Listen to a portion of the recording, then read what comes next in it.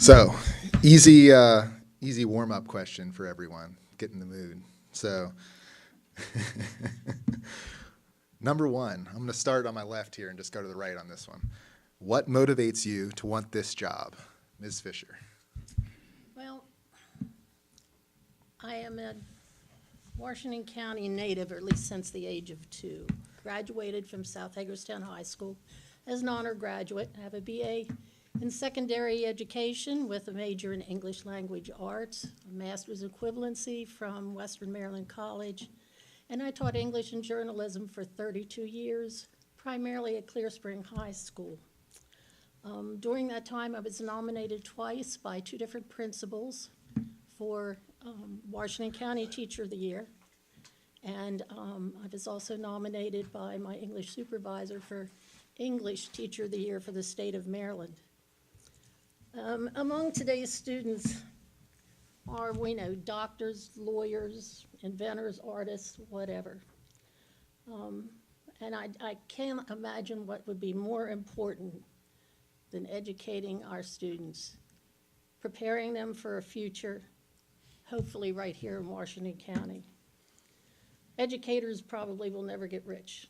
They have to be dedicated to really want to help students and to continue in that occupation. I have spent 3 terms on the school board. Much of that time I have been chair of the policy committee, and I think I'm very prepared to continue my position there. Thank you. Mr. Gaspard. Good morning. Thank you for having us today. I guess I started about 4 years ago being a business owner.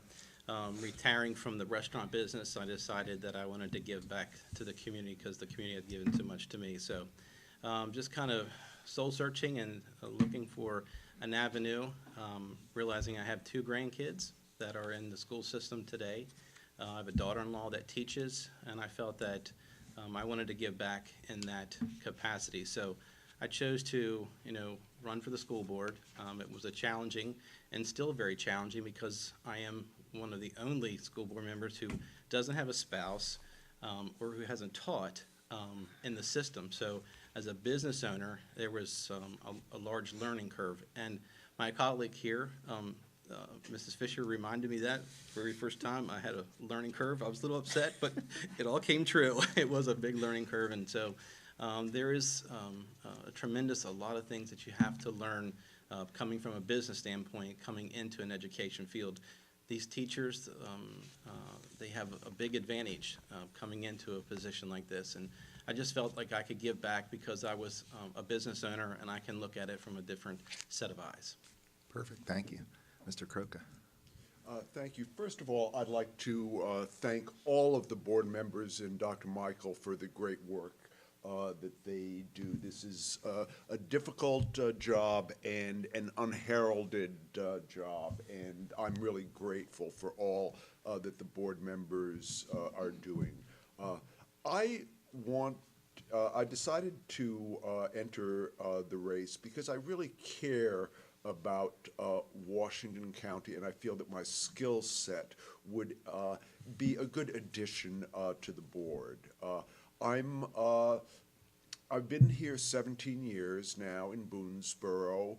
I'm originally from New York City, but I've lived in many different places in Canada for 4 years. I'm a scientist, and I think that perspective and training would be of great benefit. I've had a lot of experience with business in my own little farm business, working for the Personal Care Products Council, dealing with multi-billion-dollar corporations, and I hope that I will be given the opportunity to use my skills to make Washington County schools the best that they can be. Thank you. Ms. Murray. Good morning. My whole life, I've been in leadership roles. Even in elementary school, I was a patrolman. I was on the student council. Then when my children went to school, I was PTA president. I was on the Citizens Advisory Committee. Then I started to work for the Board of Education, and I had a few leadership roles throughout the years. And when I retired, I thought, what's next? What can I do? And I've always been an advocate for education. I don't consider myself a politician. I consider myself an advocate for education. And so that's why I ran for the board. And I was appointed to this position in June of 2017. And I have loved every minute of it. My colleagues have been so helpful. And there is a little bit of a learning curve, even if you have a background in education. But they have been great. And I wouldn't want it any other way. It's a great job. Thank you. So the next three questions are based off of your responses to the pre-form questionnaire. We did not receive your response, Mr. Croca, but so I'm going to have you go first. So it's a little. So each of these are a little tailored to each of your responses. So the first question is, in your opinion, what is the single most important responsibility of a board member, and how do you match up to that responsibility, Mr. Croca? The most important responsibility is to have a long-term vision for the future. And I have a lot of experience in planning, in analysis, and making sure that, our process is the best it can be. Due diligence, doing all the research, finding out what's works well, and setting up measures of effectiveness of all programs. My philosophy is that if you can't measure it, you can't manage it. And so I would like to see that implemented in the school system more. Thank you. I will, let's see, I have Ms. Fisher, then Mr. Gesford, then Ms. Murray again. So Ms. Fisher, you, in your response, pointed out the selection and evaluation of the superintendent, financial oversight, and advocacy. How do you see that you match up to those responsibilities? First of all, through experience, as I said, I've served 3 terms now, or almost 3 terms on the Board of Education. As far as going back to the previous question a little bit, yes, as Mr. Gesford said, most of us that are on the board have had some connection with education, but believe me, it was an eye-opener when I got on the board. There's still so much that I didn't understand, and it takes a couple of years to actually become very knowledgeable in all the activities that go on. If you stop to consider it, we have such a variety of responsibilities, everything from, of course, the students and their safety today, especially, to running a fleet of buses, to building schools, which has become a very terrific challenge here recently financially. Experience to me is the key. I do have a little bit of background in some construction through my husband. And I have been told, even by past boards, that I'm the most physically conservative member of the Board of Education. I try to scrutinize the budgets very carefully. That's and, about 90 seconds right there. help save money. Thank you. Mr. Gesford, among the other items you listed, there were listening to the community, keeping students safe, and maintaining academic standards in order to give each student the most possibilities. How do you stack up to those items? Well, I think the first thing that I talked about also was the superintendent. I have to say that, I think it starts with leadership. Leadership from the board, leadership from the superintendent, and it trickles down to the classroom. We have to really be cautious because we have so many different responsibilities in our community. And one of the things that you have to do is you have to listen to constituents. Every day they have an avenue to voice their concerns on Facebook, social media, and so you have to listen to them and you have to react. Good leadership, has to be able to look at everything from both sides, and I think having a superintendent and a board that is in the community and listens to that is going to be putting safety first, and having a good leadership will have good results in the classroom. Thank you. Ms. Murray, the items that you listed were also the support of the superintendent, financial oversight, and advocacy. Do you have a unique approach to that? Well, I think advocating for the needs of all the students at the local, state, and national level are very important. One of the things I did when I was appointed to the board is I joined the legislative response team. And that enabled me to go to Annapolis, and we talked to different legislators about some of the needs that we had in Washington County. I think it's important that we keep the communication open with the Board of County Commissioners. They need to understand that the funding that we ask for is necessary, especially when we are dealing with safety of our students. And I think the other thing is hiring a superintendent. I wasn't on the board when they hired Dr. Michael, but it was the best decision they could have made. I think he has a strong vision for our schools. He's hired a dedicated staff. We're on the right path. We're seeing good things, and I hope to continue with that. Thank you.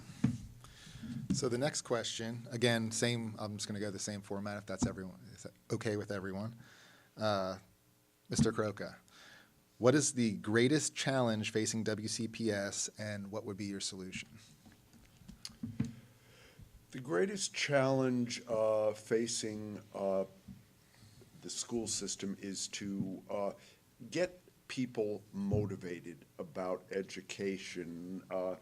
By the turnout today, we can see that there is not a lot of excitement and enthusiasm about education in our county. And it's just critically important to both to the students' development as well as to the development of our county. I go out and I get the response, oh, I don't have kids in school, like, I don't care, But, and I tell them, well, our schools are the engine of workforce development. And if our students aren't nurtured properly, then our county and our community cannot grow. So I think raising the level of awareness of the critical value of education in our county's future is paramount. Thank you. So, Mr. Gesford, you listed Dr. Michael and the staff that he's brought on and the staff in general as our strength. And then our challenges are retaining those staff, funding, as always, and then apathetic parents and students. I was going to read, let's see. You listed parents who don't care and disrespect that the teachers and staff get from parents and students. How do you propose solving that issue? Well, it's pretty challenging because I don't live in everyone's household, but again, you have to break the mold somewhere, and you have to start. I think Carolyn Brooks, started years ago. I guess going into schools and the Character Counts program, we have to find ways to break that social barrier. We have parents that have disrespect for the teacher. We have their parents that had disrespect, and now they're teaching their grandkids, their children, disrespect. You hear it in, the cussing. It's just, it's horrible. And so that goes right into the classroom. And then when it comes out of the classroom, it comes into the businesses. And there's a lack of respect when it comes to, the boss. They don't care when they come to work. They think it's okay the way they dress. They don't come in professional. So we have to find ways to break that, and it's a challenge. It's always going to be a challenge. There's always going to be bullying going on. We have it in the workplace. We've had it since I was in school, you know, and it's a challenge. It's just continually just hound and work and pound into the kids, you know, their brains and say, you know, you just can't do that. So it's not an easy fix, and I know that, but, you know, you have to say it, and it needs to be said in the community that we need parents to be more responsible, and hold them accountable. Thank you. Ms. Murray, let's see. So you've listed our strengths as curriculum implementation, professional development, and improving test scores, and our challenges as improving safety, retaining staff again, and shifting of resource funding to other entities. So things like the crossing guards and school resource officers that are funded by the school system that in other counties are not. So what value proposition can you make to other branches of government to convince them to share or take these costs? Well, safety is a major concern. I mean, we see it in the news every day. We have to have our kids feel safe when they come into our buildings, and our staff as well. And school resource officers in other counties are paid through different funding. I feel that our school resource officers should be paid through the sheriff's department and through the city police department. That should not be under the umbrella of the Board of Education. And if it is going to continue to be under our umbrella, then we need more money. I mean, it's just, people think we're asking for money for things that are fluffy. A school resource officer is a necessary person in our building. And so I would like to advocate for that, to have those resources funded through other agencies. We also need to, we've developed a plan to close schools that are not safe. They're open schools or they're aging schools, and combine schools like we did with Jonathan Hager. And that way we'd have new schools, safer schools, up to grade schools. And so these are things that we want to work with the county commissioners to change. And I'm hoping that they'll be open to this discussion. Thank you. Ms. Fisher, the strengths you listed were a host of program opportunities. I mean, it's an impressive list when you read through it. And our challenges you listed as our aging facilities and our overtaxed special education resources, to sum it up. Will solving our weaknesses affect our strengths, as in developing new programs versus managing that list of our existing programs? Well, definitely in the case of the challenging populations that we are facing, and by the challenging populations, excuse me, I'm referring to the fact that nearly 50% of our students qualify for free and reduced meals. We have about 500 homeless children right now that we are trying to take care of, a large number of non-English speaking students, and all these groups are increasing, along with, of course, our special ed needs. The more we can do to bring those groups up to a level where they are able to function well in our county and our society, to be as much as possible contributors through having jobs and paying taxes, will actually eventually spill over then into the programs that we offer, because they will qualify then to take some of those courses, to be in our technical school, for instance, or to take some of the career completers, which again will benefit our county. Thank you. All right, so the next question, Mr. Croca. What role does the elected school board play in preparing students for post-high school education or workforce development and certification? The Washington County Public Schools play a pivotal role in guiding students for their careers. It helps bring out the individual talents in each student and helps them to discover where their strengths and where their weaknesses and where their inclinations are. We need to start early, and I applaud the expansion of the early childhood education programs, and it needs to continue. Every individual child needs to be nurtured for success, and every child is different. Thank you. Ms. Murray, you have in your response, again, a large list of available programs. So the question is, how do you, as a board member, go about discerning the effectiveness and utilization of those programs? Well, it's the charge of the elected school board to establish a vision for the community schools and participate in strategic planning.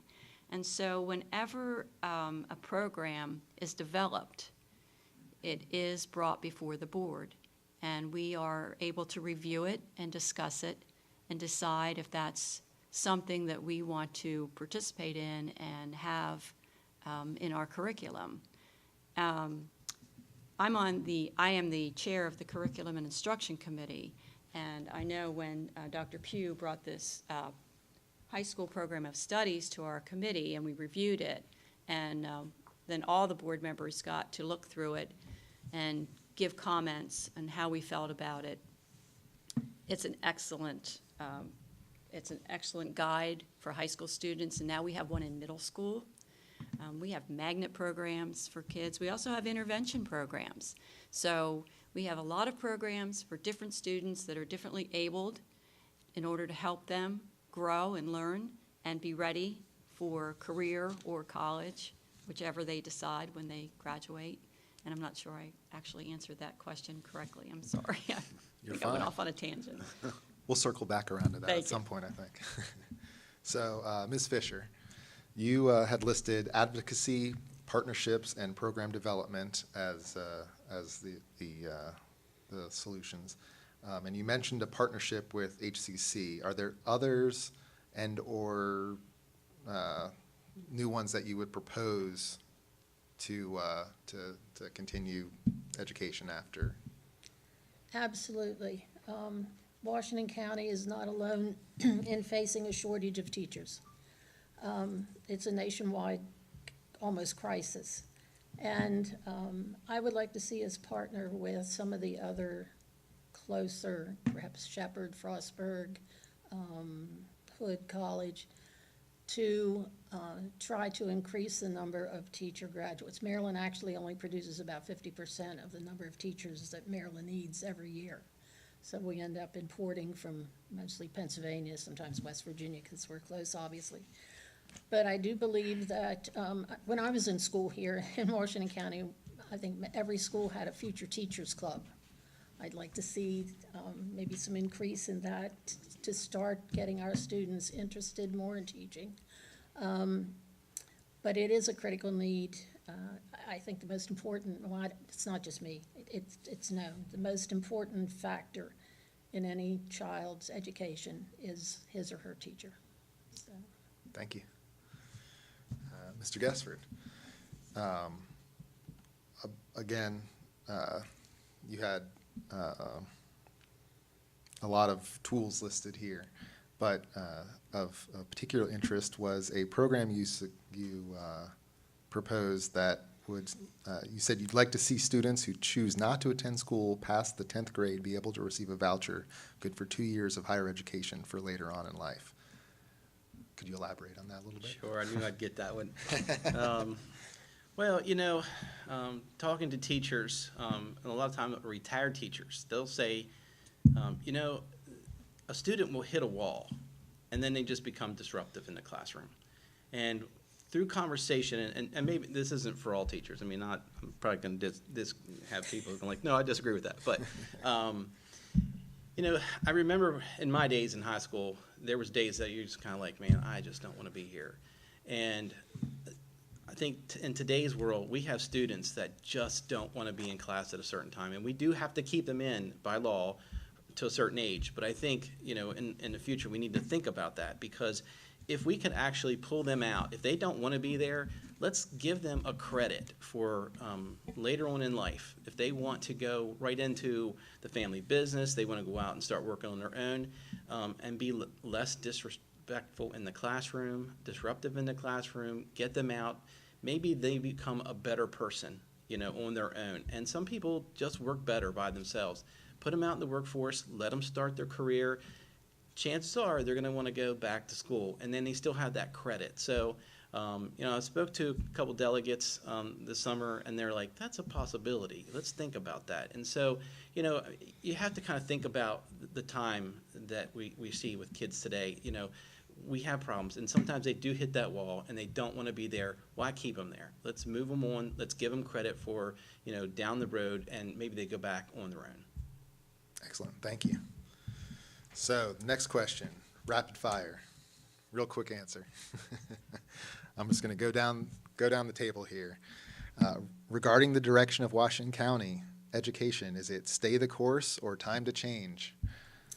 Time to change, because we need to graduate students who are ready for jobs that we don't even know are going to exist. Okay, I think stay the course. Right now, we're on a good course. We've been low, and we are starting to come up. I think we need to stay that steady course. And, there will need a few tweaks along the way, but I think slow and steady.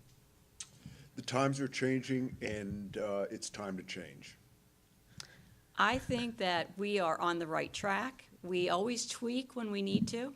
We're always observant of what's going on around us. So stay the course, but always be aware of changes, be able to make changes, tweak it when it needs to be tweaked. But I think we're on the right course. all right, thank you. So, next one. By a show of hands, how many of you support the On Track initiative? All right. And for everyone in the audience that may not be familiar with On Track, the vision of On Track is to create a cradle-to-career educational and workforce development initiative so that every person in Washington County is prepared to thrive in a 21st century workforce, producing self-reliant and engaged individuals who strengthen our local economy and community. So, I think I'll start with Mr. Gesford. While there are more than 35 partners, On Track was started by and is currently solely funded through the business community. Do you believe it's time for the public sector to put skin in the game through public investment? And you did not raise your hand, so you can elaborate on that. I think sometimes the word parallel government runs into my mind. I think sometimes our education people are the best people to educate. I think we can partnership with other organizations like the one you're speaking of, On Track, and I just feel like sometimes these groups want to run the program, and I think it's best left to the educational system to do what's best for the schools and ask for support through these programs. But sometimes I think a lot of times these groups want to change the educational way of the way that the school system is doing it, and I think we hire the best possible, highest educated people to run our system, and we need to let them do it. Thank you. Mr. Croker?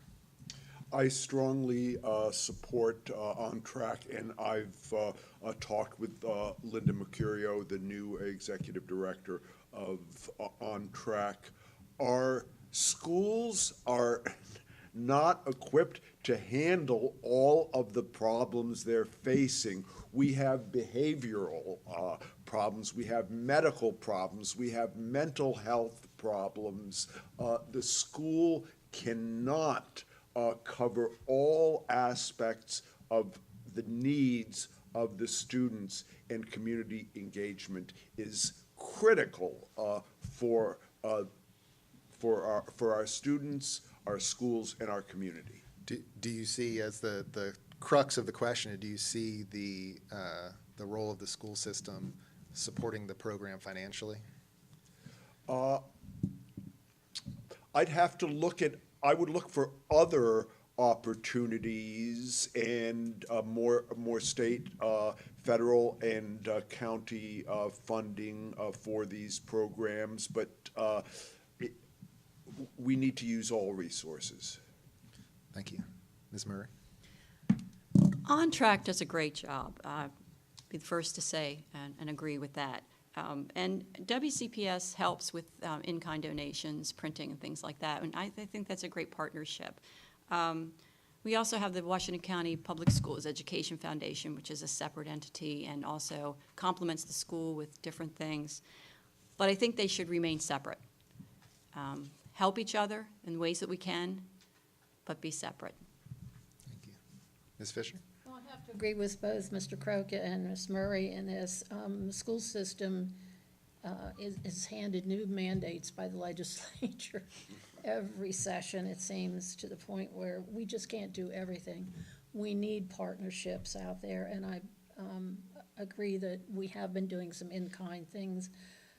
There are so many needs right now of the school system because of changes that are occurring in Washington County that it would be tough for the school system to take on additional financial support of that. But I think On Track is doing a terrific job. Thank you. Next question. What kind of relationship should a district or the board have with the county's business community? And as a second part of that question, specifically, in what ways have you reached out, or would you reach out to the business community to build their support for quality public education? I'm going to start with Mr. Croca. Well, two ways that I can think of. First of all is the apprenticeship program here in Washington County. We have great business people here, and we need to get them more involved in helping our students and providing opportunities to work in their businesses here, and expanding the engagement of students in the role of business. I think that a career in business is not presented as, the best opportunity for many students, when it's exciting. I never thought I would enjoy working for a trade association, but once I worked there, it was probably the great experience of my life. So I would like to see the business community, establish more apprenticeship programs, and come to the Board of Ed meetings, please, every other Tuesday night, and give us your suggestions and your concerns. Thank you. Ms. Murray? I agree with Mr. Croca about the county apprenticeship program. I think, according to Wendy Moore, we have about 15 apprentices that were placed this year. And I think that's a good program. I think that's a good way to get students out into the community. Another thing, speaking about working with the community, I'm the board liaison to the WCPS Education Foundation, where we have different businesses sit on our board. And what we do is we help with the FAFSA. We help with just different things like that to help kids learn about colleges, fill out college applications. We have a program, financial literacy, where we have volunteers go into the schools and help teach financial literacy. So these businesses are coming together to help the schools. So we have a partnership, and I think that's very important. So I think that is a good way to go, and I think we should continue to have more partnerships like that. Thank you. Ms. Fisher? I believe that obviously the apprenticeship programs are great, including the First Energy Foundation and the Department of Labor in Maryland have also started a fund for apprenticeships. But I think we need some more direct information, both the business community and the board. We need to know what your needs are. What knowledge or skills or abilities do you find lacking in the candidates that you're seeing that are seeking jobs, so that we know what changes we need to make or what we can do to help.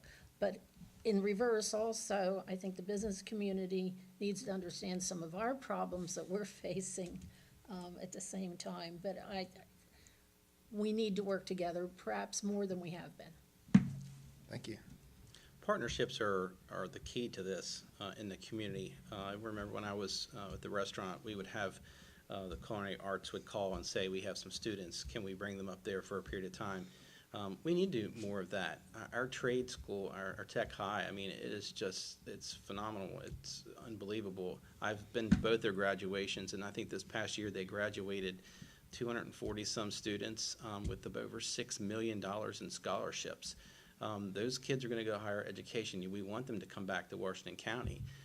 But if we can get them in some type of apprenticeship here in businesses in Washington County, it gives them the feel that they may want to come back here because they have a leg up on the next group of employees that are coming in here. So, working with the community businesses that are already here established as manufacturers and letting us know what they need, and we can possibly work with our trades and see how that best fits. I mean, that's the key to it, partnerships. Thank you. I got everyone right. All right. I'm going to start with Ms. Murray. There will be times when board members will have differing opinions on how to address a problem or issue. Can you provide a specific example when you have worked through a disagreement with others? What was the issue and how it was resolved? And it can be within the school board or out of the school board. Oh, gee, put me on the spot there. I'm trying to think. She hasn't started the timer yet. Yeah, I'm trying to think of how I resolved an issue. Or a strategy in general. Okay, well, my strategy is to always listen. When you're talking, you're not listening. So first you have to listen to someone's ideas and their thoughts. And you have to try to pull out of their thoughts things that you agree with. So you right away, you're agreeing on some things. And then once you get to hear their side of it, and then you can say, okay, I understand where you're coming from. Let me just give you something that I am thinking about. So I always like to have that give and take. Never, always keep it calm, always keep it, on the same even keel, and listen to ideas. Everybody's ideas are important. And I always like to listen to what people have to say and try to find some even ground that we can agree on. Excellent. Ms. Fisher. Well, I'm going to go back a little ways to early boardmanship. But Dr. Betty Morgan had introduced the idea of a school for the arts in Washington County. And along with a couple of the other board members at the time, I thought, do we really need a school for the arts? There's so many other needs of the school system. And I questioned it. But what I did was I went to Baltimore. And I visited the Baltimore School for the Arts, had a discussion with their leaders, and found that those students were taken into the program based on their talents strictly, not on their academic merits. However, once they got into that program, because they finally found a niche where they could express themselves in what they loved, it spilled over into their academics. And that turned me around completely, and I actually became the liaison then between the board and the construction group that was building BISFA. And I strongly support it today. It has proven that what I was taught down in Baltimore is true, because those students are doing a wonderful job. Thank you. I don't know what you're talking about. We get along. Everyone likes each other.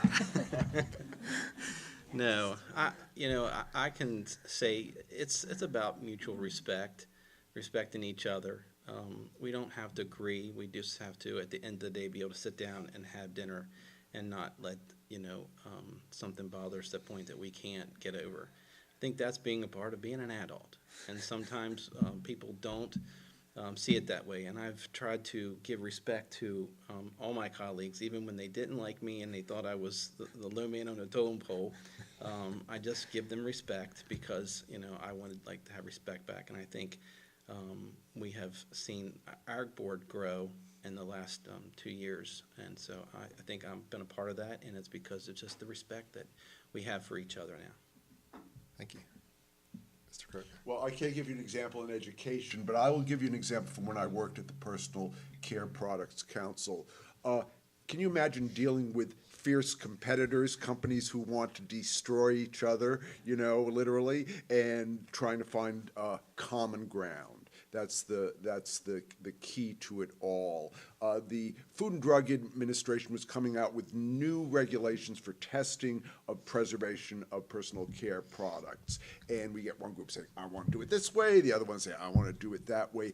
And I said to them, unless you reach consensus, the FDA is going to come up with a way that neither of you like. So let's work together. And we hired a consultant who used to work with the FDA, and we had agreement with the FDA, and they accepted many of our proposals. So finding common ground, I think, is the key. Thank you. I am rotating who goes first, so don't worry about it. It's fine. All right, so on that note, I'll start with Ms. Fisher. Given the violence that has taken place in schools around the country, do you have any specific plans to address school safety in Washington County? Well, I have one that's an absolute no, and that's teachers with guns. I personally own guns. I'm trained to shoot. I shoot in competition. I would never, when I was a teacher, want to bring a gun to school. We are doing a lot of things. The vestibules, of course, I think we have 33 of them complete, with more on the drawing board. I do believe we need more SROs, but again, as Mrs. Murray said, the cost of that needs to be shared somehow at least. We have improved the cameras, the surveillance cameras. We do drills of many types regularly. Short of putting bars around the building, I really don't know what else we can do. Thank you. It's always going to be a challenge because you're always going to have safety as the number one goal for students. Mrs. Fisher hit on everything that we've done to secure our schools. Washington County was way ahead of the curve in the state of Maryland. I think we were probably, and I don't know this to be fact, but I think we were probably one of the first ones to actually start putting vestibules in all of our schools. And we do have a few that we haven't reached that way. I think we've kind of used the method of doing the cheapest ones first so we have more money to, or more places secure than the last one, which may be like $1 million. And I think through the renovations of schools and new schools, we will accomplish that in the near future. So making sure that we're just staying on top of it. Resource officers need to be in every school, and that is a funding issue, and it's challenging to every school year. So, Thank you. I think that our school system and our sheriff are doing a great job. Clearly, we need more funding for vestibules, locks, things to keep secure. You know, we can't turn our schools into prisons, you know, require, you know, students to pass through metal detectors. You know, we do have a problem. Kids bring guns to school, you know. I don't know the solution. The sheriff has established a program where if an incident occurs, every law enforcement officer in the area is notified immediately, not just the ones who are on duty. So a cop driving by can respond in seconds if they're in the area. And I would encourage everybody in Washington County to download and use the See Something, Send Something app. You can, if you want to report suspicious, criminal, or threatening activity, you can immediately take a photo, send a comment, and it will go to your local law enforcement officers. So see something, send something, download it, and use it. Thank you. Okay, well, being last, I agree with everything they said. I'm going to try to build on that a little bit. We have to advocate for more money for safety. That's just bottom line. If we get the money, we can put school resource officers in every building. And I think that's one of the ways we can make children and staff more safe. Another thing is safety awareness. We have safety drills, and we need to make kids aware, and I'm pretty sure they are now, but you don't open any door for anybody, you know. If you're going to the bathroom and lunchtime and see somebody outside, you don't say, hey, come on in. I think they know that now. I think it's been drilled into them. But, those are some ways that people could get into the building. But other than that, I think we need to continue to advocate for more money, to make our buildings safer, to make sure we have school resource officers available. And I think that's what we need to do. Thank you. So I will start with Mr. Gaspard. Currently, only about 1/3 of all students entering kindergarten in Washington County are kindergarten ready. What needs to be done to improve those numbers? Well, first of all, I think we are on track with that because our superintendent has, as an initiative this year, has opened up more classrooms for our pre-K. We also need to advocate to parents that they have to start their children reading and learning at an early age. Again, this is something that has to happen in the home. I mean, it's not the school's fault when a child comes in kindergarten and not ready. It is a thing that we can get them into pre-K.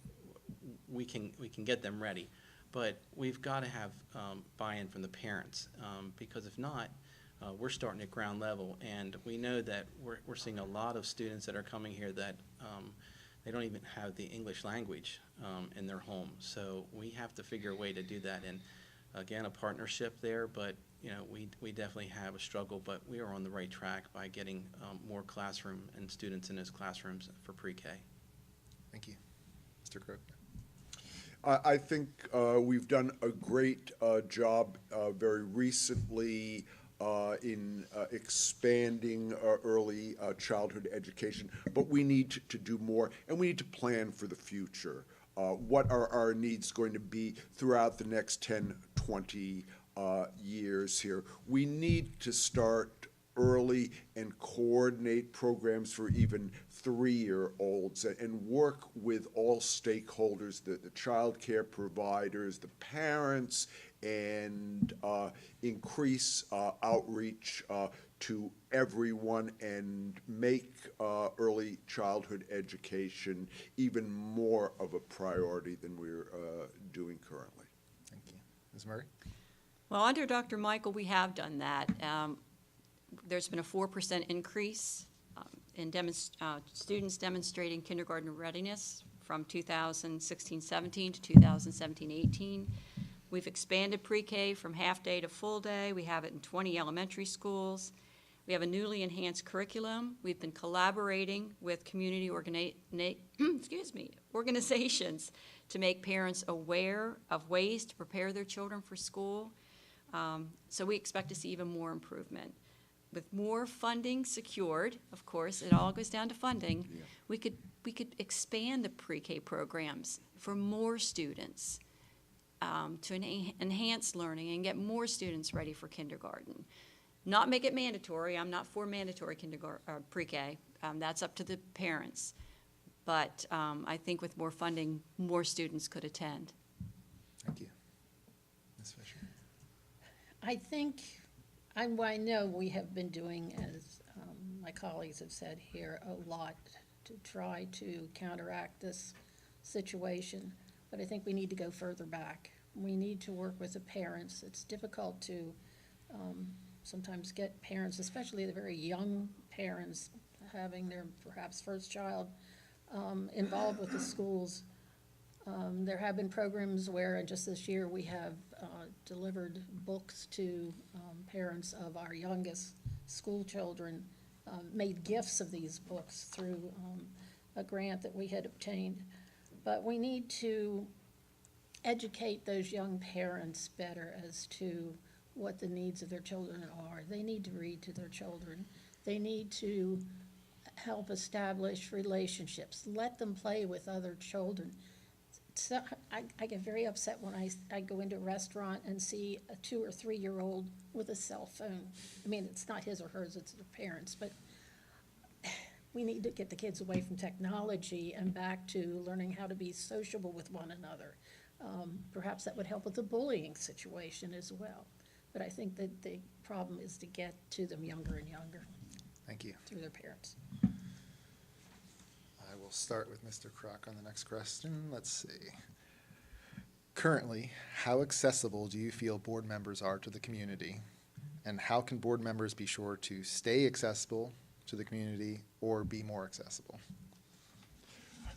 I've found that the board members and Dr. Michael are very accessible and willing to listen to all my wild ideas and keep me in check when needed. So I appreciate that. You know, you know, I was at a Williamsport listening session with Dr. Michael, and there were 25 people in attendance. You know, most of them from the school system. You know, one thing I would like to try, why don't we have an interactive online listening session? Maybe even do it, you know, once a month so that we can have monitored questions. That's just one idea. Maybe have it on, you know, a Saturday morning when kids and their parents could come out. You know, clearly we're not getting enough stakeholder input, and let's try some new things to get more, because that's what's going to make the difference, listening to the people in Washington County. Thank you. Ms. Murray? Well, I've been visiting schools. In fact, when I leave here, I'm going to Lincolnshire Elementary School. It's a good way to talk to staff and meet parents that are in the building. Another way, I have people call me or email me that have questions or concerns, and I always answer them. If I'm out in the public and people see me, I always stop, take the time to talk to them. Maybe we used to do something called Coffee and Conversation back, I think, when Betty Morgan was here. Maybe we could do that a few Saturdays. I'm open to it. I love talking to people. I love to hear their ideas. And so I would be perfectly open to any of those ideas. Thank you. Ms. Fisher? Of course, we have citizen participation at our meetings. Our email addresses, phone numbers are published on the website. Sometimes I think there aren't a lot of people that take advantage of the website or know how much information is on there, or maybe even how to access it, I'm not sure. I would like to see board members write editorials, perhaps once or twice a month, on the various topics that our citizens, our parents have interest in. I know there is a radio show, I'm not sure if it's once a week or once a month. I know the superintendent is often the guest on there. It's a very short radio show, but that could be expanded. In addition, Ms. Murray mentioned the Coffee and Conversation. I was a board member when we were doing that. Part of the problem was everybody had to come to one location for that. A program that we had done, again with Dr. Morgan, I believe, was to actually go each year, the board members and the superintendent, and sometimes certain staff members, depending on what the topics of interest were at each school, but we would go to each school district one time a year and meet with the parents. We'd have some coffee or pastry or something there, and they could present any problems or interests they had to discuss. Thank you. Mr. Gesser? I think this, you know, pretty much the same thing. Being accessible is very important. We're out in the community. We have board meetings. People do come and speak to us. I have one phone, and it's my landline at home. It's my business phone, and so I've already gotten like 3 texts this morning from people that I need to contact, and they know I will. And so my phone number, like the other board members, they know to contact us, and we get emails all the time. Just being out in the community is important, going out to the little fairs and stuff like that. Sometimes people don't want to talk to you about anything other than just, hey, you're doing a good job, or man, what was going on, you know, but at least, you know, they're engaged in some way. And so being out in the community and being, you know, a voice for them is important to them. And I think I think we're all doing a good job at that right now. Thank you. I'm going to start with Ms. Murray. This is sort of an elaboration on some of the topics we already covered, but what specific actions will you take to increase the role of parents in decision-making and to promote parental involvement in schools? Say that 5 times fast. I think we need to get parents more involved in PTAs and PTOs. I think that's the first step. My daughter's the president of the PTO at Lincolnshire, and, they might have 5 people come to a meeting. Even when they plan a program and have food and things, they're not getting the parental participation. And I think it's a problem in a lot of schools, and it's a way for parents to come and find out what's going on in their schools and to participate in the activities. So I think, I don't know. I wish it's been a problem, and it's going to continue to be a problem. I know people are busy. Kids have soccer, kids have football, kids are going in all different directions. But in my family, school was number one. My kids were in the band, and that was it. School was the priority, and we went to every school function. So I wish we could get back to that. I wish we could get back to making school number one in families' lives. And I'm going to work on that, and I think we've discussed it before, and it's a priority, and it's something that we're thinking about, and I don't have an answer for you right now, but it's something I'm thinking about and something that we will continue to work on. Thank you. Ms. Fisher? Parents often don't have the time to visit schools because they're working during the day, obviously, or even if the activities occur in the evening, I'm sure sometimes they just have too many other things to do. We need to make information available to them through whatever means possible. I mentioned the website before. I do think the website could be a friendlier format. I occasionally go to it myself and have difficulty finding what I'm actually looking for immediately. But if it was on a website, parents could, if there was a way to perhaps submit questions or something that either board members or other staff members could get back to them through the website or then through a phone call or something, it would, they wouldn't have to be tied to a particular time when they have to go do something. It would give them an opportunity to do it when they had the time available. Thank you. Mr. Guthrie? Well, when I had a son who was in 2nd grade, I volunteered at Bester Elementary School to have this new program called Computers. And so the teacher was like, I don't know what to do. And I'm like, I don't either, so we're going to learn together. But it really helped me to be engaged with my son in his class. And so with that, I think, we have to have programs maybe for parents, inner city students. I see parents walking. Maybe we need to get them involved in coming into the classroom and helping in some way. I think if you get them early and get them involved, they see the value of that. And, I can remember the kids coming to me after, 2nd and 3rd and 4th grade, and I would go into some of their classes, and they would appreciate me being there, kind of like their dad for the day, because their dads couldn't be there. So, it made me feel like I wanted to continue to do things for the classroom, and I did for many years. And so I think, again, we need to have maybe some kind of structured program that we can invite the parent in who is a stay-at-home mom, stay-at-home dad, that, hey, we need your help, and here's what we need you to do. And let's see if we can get some volunteers to start that. And I think that's a start with getting that program started, parents. Thank you. Mr. Kroger? More ways of outreach are essential to parents, and I've learned that campaigning, Facebook posts and door knocking, go out into the community. And also, it's critically important that you speak people's language.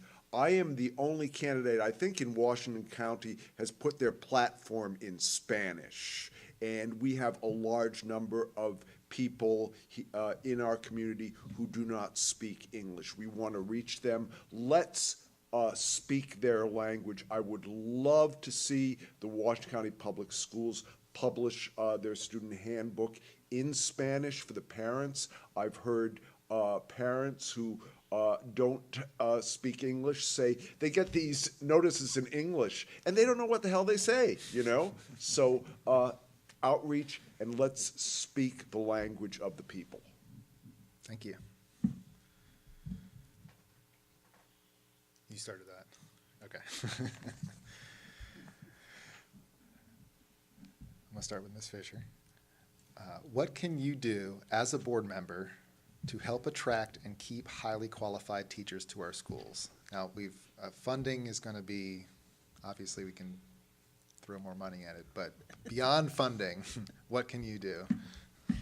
Well, beyond funding is a tough one, because you can come out of college with a four-year degree in some other field and make a lot more money than a teacher does. One of the things that I think we presently do and have done for some time is to offer a very generous benefit package. It's been called the Cadillac of insurances. It does cost us a lot of money, but I think the teachers appreciate it, and I think that's one of the factors that they consider in remaining here. I think offering teachers help will keep them here, and the word will spread.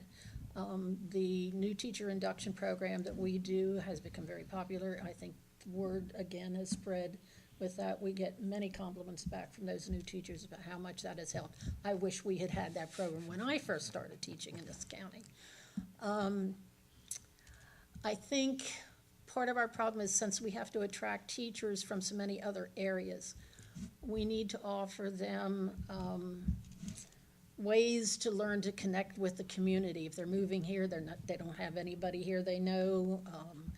We need to perhaps, and we do that again partially through that induction program at the beginning of the school year, but maybe we need to do something like once a marking period or something to get those new teachers together and see how they're doing, answer their questions, not just about teaching, but about the community and where they can find the things they need here. Excellent, thank you. Free beer. I think they'd come for that. No.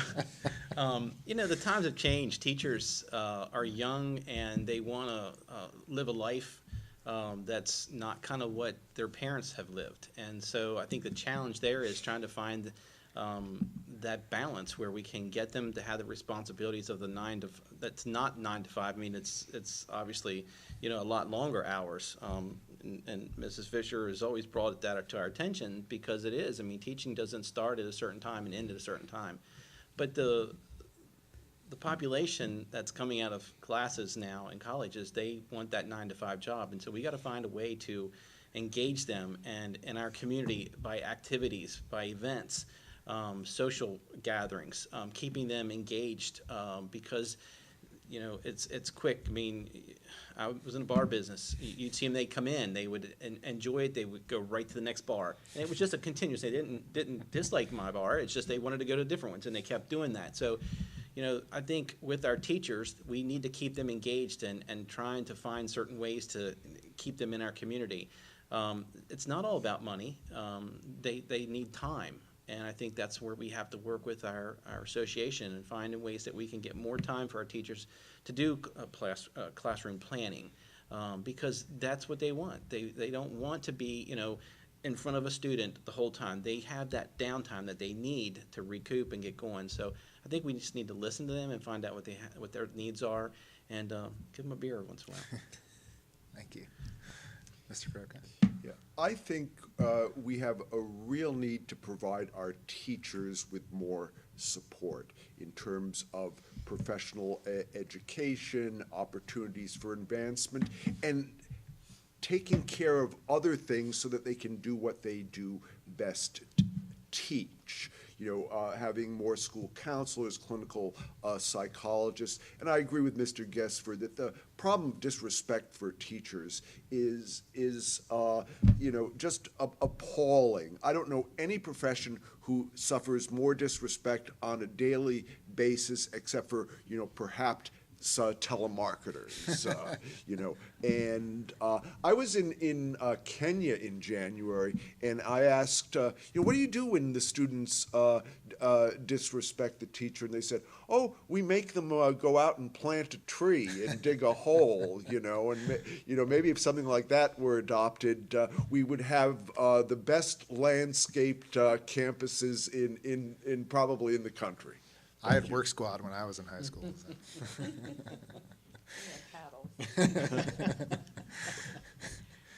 I agree with my two colleagues, board colleagues, about what they said.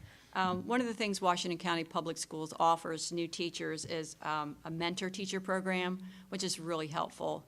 And they also have lead teachers in the buildings that you can go to, and they will come into your classroom. They will help you as much as they can. So those are two things in place that help new teachers. One of the things I'm hearing from teachers is the fact that they're busy with kids from the beginning of the day. Say school starts at 8:30. As soon as the kids walk in at 8:30, until the kids leave late in the day because buses are staggered. And so they only have that 40-minute planning time a day. And sometimes you have to make a phone call. You have to go to the office and check on something. So it really isn't time. There isn't time to do the work that needs to be done. They call it planning time, but it's really a few seconds here or there to gather some stuff. So most of the work has to be done early in the morning, late at night, or on weekends. So maybe if we could get them a little more time to be able to do their work and not have to do it that way, that would be a big help. Thank you. I'll start with Mr. Guessford. In your opinion, is the push and focus for STEM still relevant in the education of our future workforce? Absolutely. It's always going to be a push.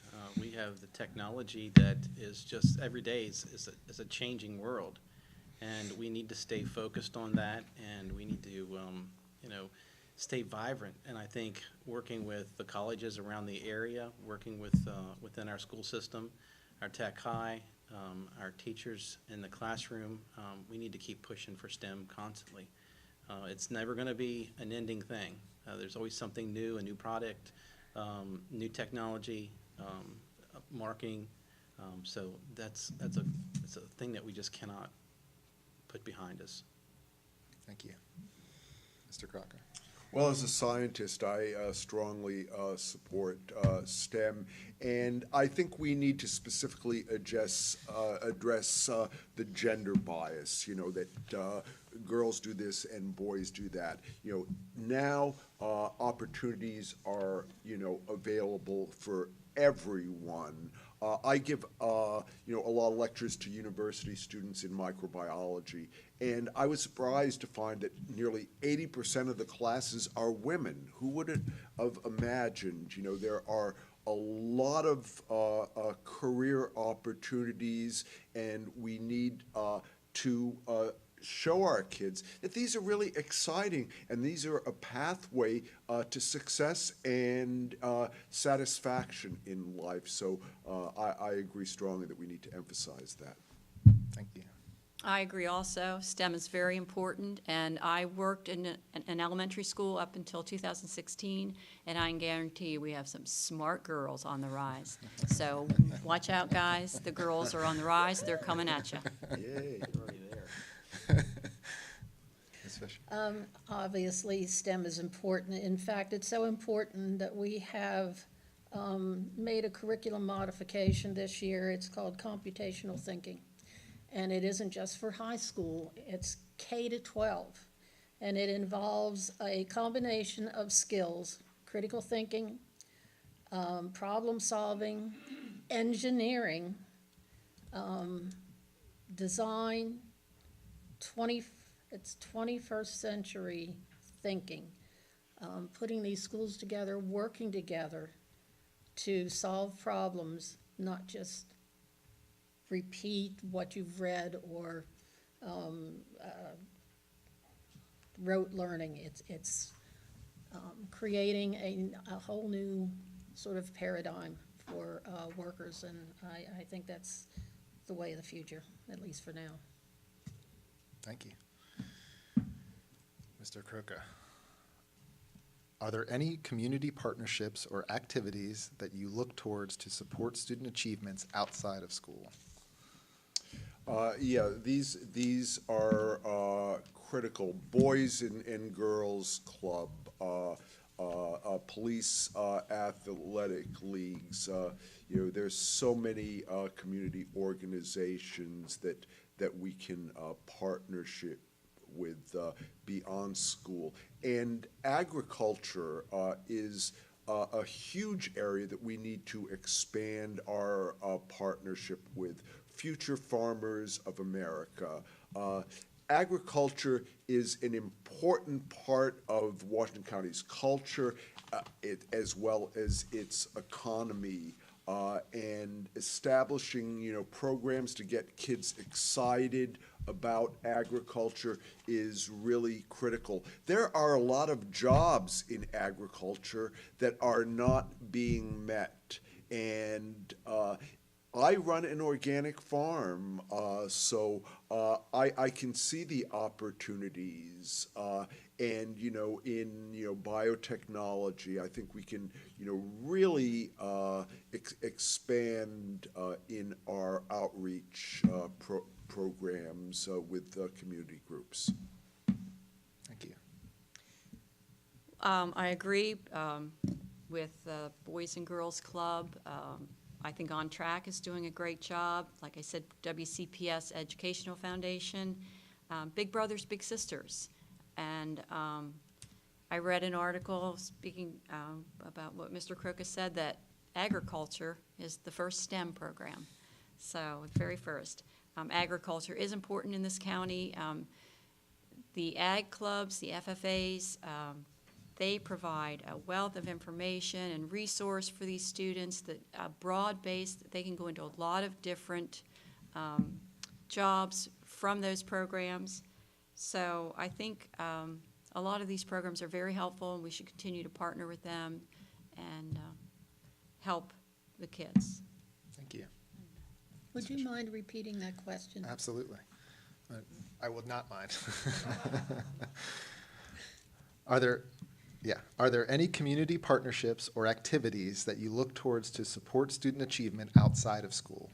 Okay, I thought you were referring to the outside, I wasn't sure, because we do have a wealth of activities within the schools. Unfortunately, some of those activities that students can participate in outside of school are costly. You have fees to join a gym or the YMCA or so on. Not all students can afford that. I would like to see some more programs like the Boys and Girls Club, where students, especially since we have such a high poverty rate in this county, where students can go, perhaps get help with their homework, learn things. Some of our students don't have Wi-Fi capability that could be provided for them, although most of our iPads now, we can download apps so they don't have to have Wi-Fi. But I do think there is a need for additional, and I certainly believe the school system should partner with any organization that's willing to help our students. Thank you. We definitely need more in the community. I think we really need to look at our churches. I know a lot of churches are doing a lot of youth groups, and they're trying to be very innovative in ways to get more people into the church again, and starting it with the youth. I think that also helps with bullying in school. It helps with the temperament of a child if they get them into church, just my personal belief. Maybe not for everybody. I think those are the activities that I see that's benefiting a lot of students. When I was in school, we had Bible class, and we don't have those type of things. So we have to find ways outside. We do have a lot of great organizations, the Boys and Girls Club, Girls Inc., that partner with that. And there's other little ones, like Ms. Fisher said, that do cost, Tigers, karate. There's things, and I think if we keep those kids engaged, and after-school activities, it keeps idle hands, where they need to be. So, busy hands where they need to be. Thank you. All right, Ms. Murray, given the conversation we've had today, at the end of the day, how do you measure WCPS's level of success? I think Mr. Croker had mentioned that. If you can't measure it, then how do you can tell if it's working? So how would you measure WCPS's success? Well, usually it's measured by formal assessment, and one of the ways. And so I think we're doing well on that. We're seeing a rise in our park scores, and so I think we're on the right track. We're we're changing the curriculum. It's more aligned to what it needs to be. We're working hard on every aspect of the curriculum. We're working hard on the budget. You know, we try to look at every aspect of the school board with a microscope, so to speak, so that we're in compliance. Our audit was good, so we're doing well financially. Every little piece of the puzzle needs to fit. You know, our special ed piece, we just went over that yesterday. Our curriculum, how can we enhance the curriculum? How can we make it for the 21st century? So it's an ongoing process. We're always looking at it. And I think we do a good job, and I think we'll continue to do a good job under the leadership of Dr. Michael. Thank you. Ms. If Fisher? anything, perhaps we're measured too much. State reports, for one thing.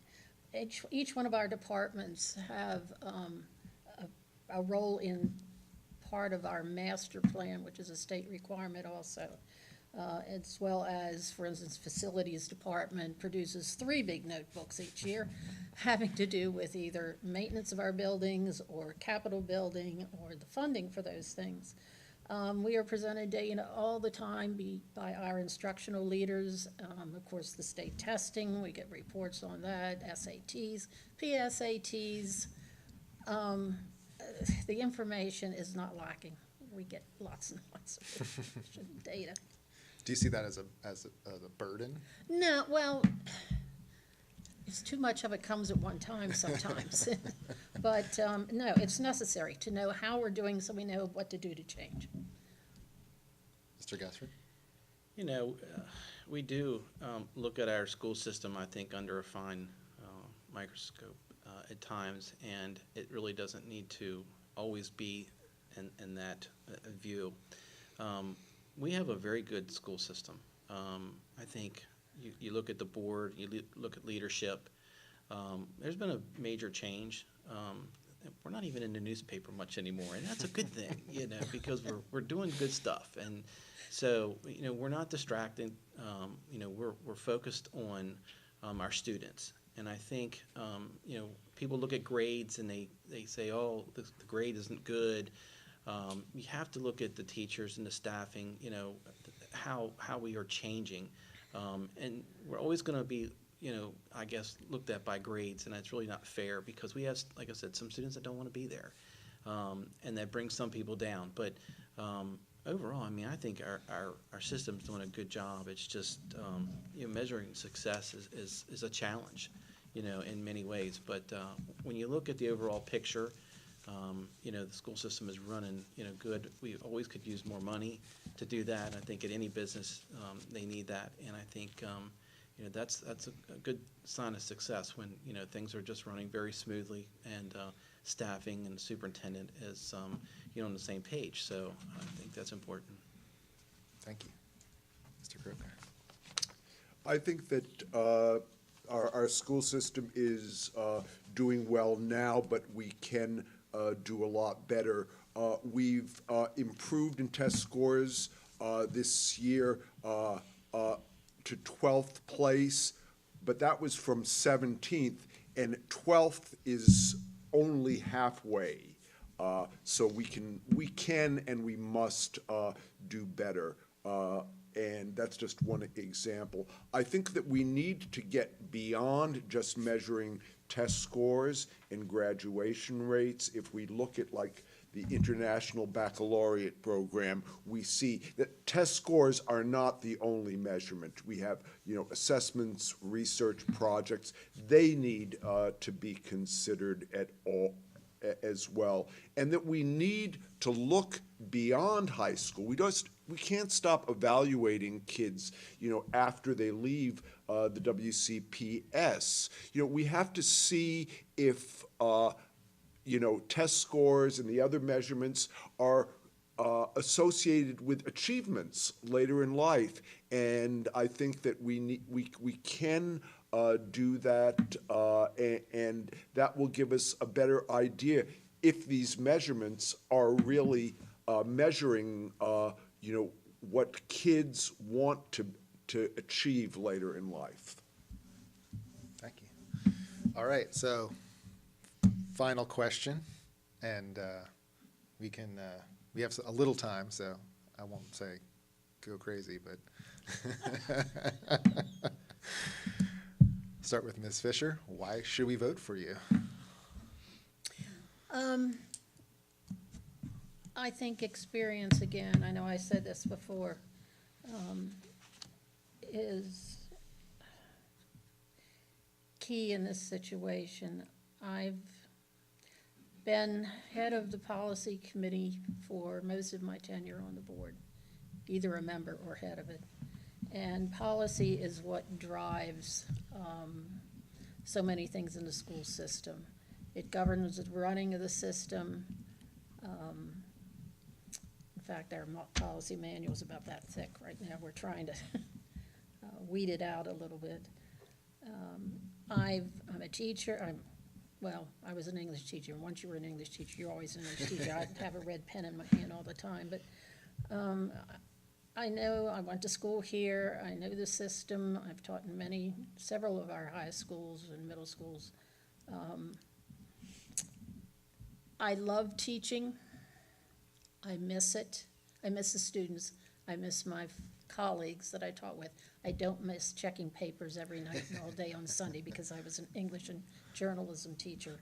But I just wanted to still be involved in education, and that's why I ran for the board to start with. And I just think it's the most critical, important factor in the viability of any community.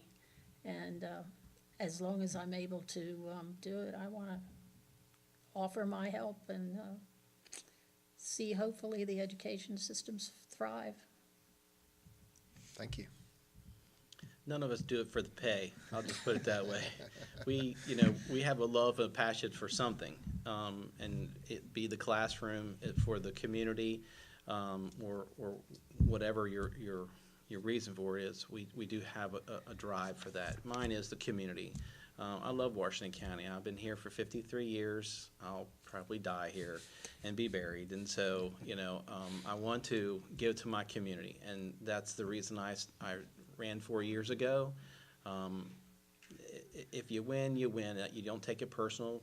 If you lose, you just move on to something else. And I've been a part of a lot of organizations, the Rotary Club, and you give so much. This is a little bit different,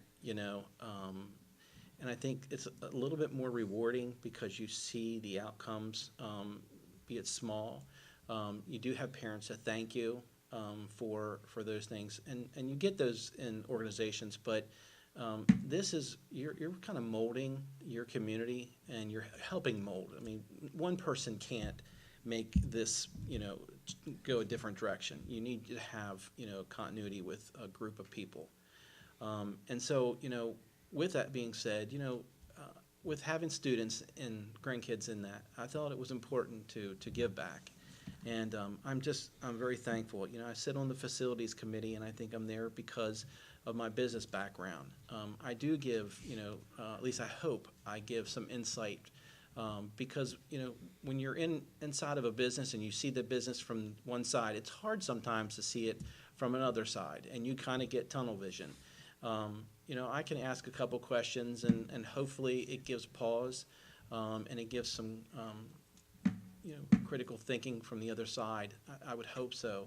Not that we disagree or anything. It's just that it just has, you have to have check and balance. And so I think I give that to our board. At least, I hope so. And just my love for, education. I wasn't the best student when I was in school. Please don't go back and check. I'll just tell you, I wasn't the best. But, I give everything I can to the board.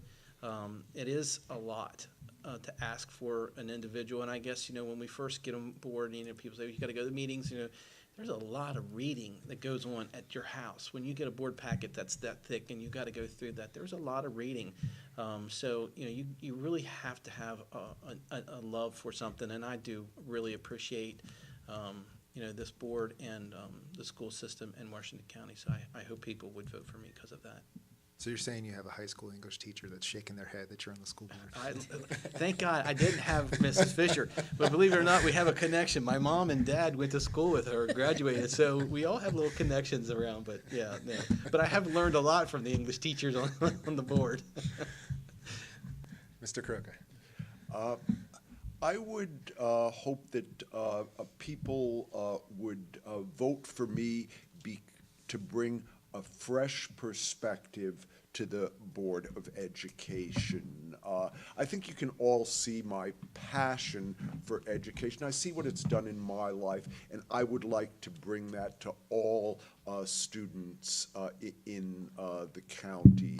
I believe that the status quo is not good enough, and that I think my skills, especially in science, would be very valuable and different to bring a very analytical approach, one that looks to the long term and provides new ways of looking at things. And I think that I've demonstrated that I have an approach as a team player and a bridge builder who is willing to work with people at all levels, all stakeholders, who will go out and advocate with our state representatives, with our local community, and even federal officials, and really make sure that they listen to the needs of Washington County. So